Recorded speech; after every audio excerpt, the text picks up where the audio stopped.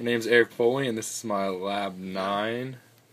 The main goal was to examine the motion of a mass attached to a spring oscillating up and down and side to side, and compare this motion to a computer model that predicts the motion of a similar mass on a similar spring.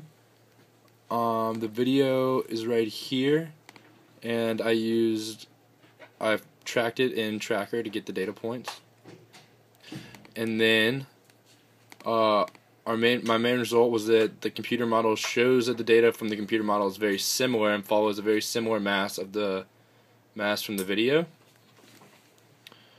So as you can see here,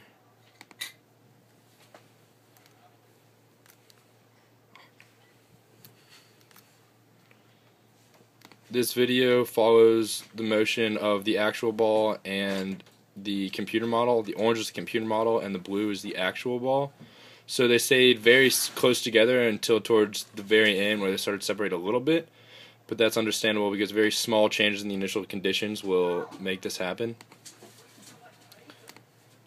The forces involved with this were the force of gravity, which is mass times g, and g equals negative 9.8 meters per second, and the spring force, which is Ks times S, and Ks is the spring stiffness, and S is the stretch in the spring. I found Ks by measuring the distance the spring stretched when the weight was at equilibrium.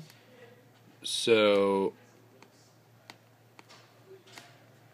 right here, when it's hanging with the spring, and then the net force is the force of gravity plus the force of the spring.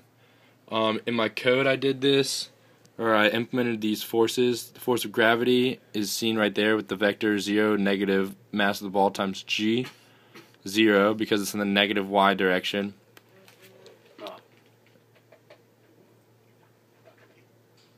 And the force of the spring is S times Ks and times negative L hat, because that's the direction it's in.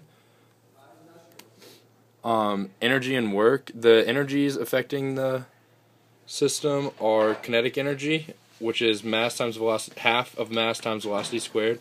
Gravitational potential energy, which is mass times g, which is still negative 9.81 meters per second, times height, or the y position of the mass. And spring potential energy, which is half times the stiffness of the spring times the stretch squared. So work is force times displacement. So we did this with a dot product, force times the dot product of displacement. So the work of the spring is the dot product of the velocity of the displacement of the mass times the force of the spring, and the work of gravity is the displacement of the mass dot product with the force of gravity, and total work equals the work of gravity plus the work of the spring. And the system is the ball, the spring, and the earth, and the surroundings, everything else. Delta E equals W plus Q, and since Q equals 0, delta E equals work, and since no work is done on the system by the surrounding, delta E equals 0. So the first what does it mean question: compare the period of oscillation you found examining the x component of the position with the period of oscillation determined from the y component of position. Do they differ? They don't differ significantly. I found this by measuring the distance between the crests of each graph, and I found 1.5 seconds was the period of y and 1.6 seconds was the period of x.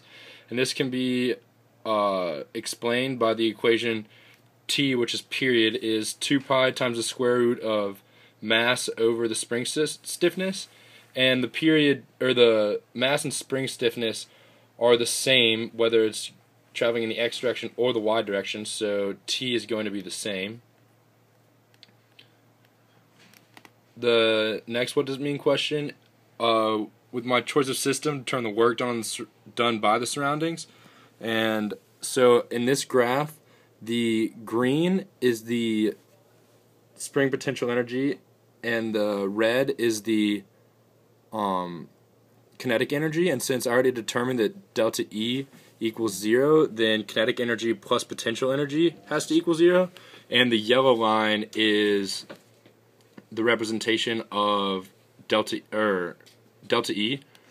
So that's 0, so the energy principle is satisfied.